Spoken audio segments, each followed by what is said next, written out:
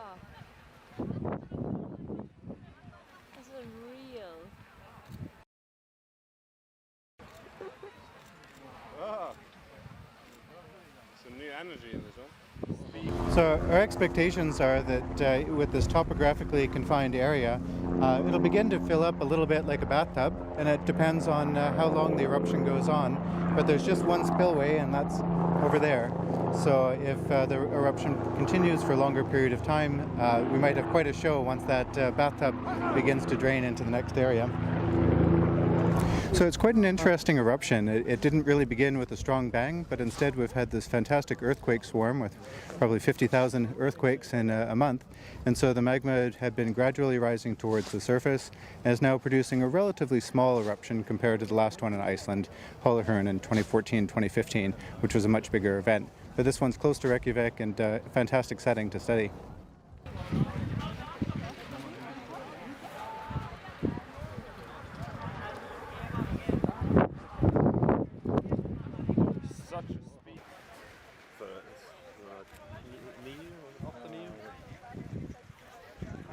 Here at this most beautiful thing that I have seen, this volcano, we are just making that people are safe and trying to let people have distance from the lava. People were getting like a little bit nervous about it because it has been for 2 weeks straight or 3 weeks, I don't know. But now that's down and this is up, so that's good. Good equipment, be in good clothes. It's cold in Iceland. It's hard to walk here.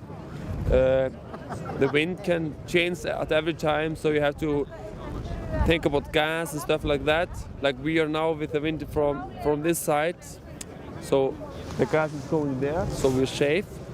If you're standing there, you're not safe. So you have to be very careful.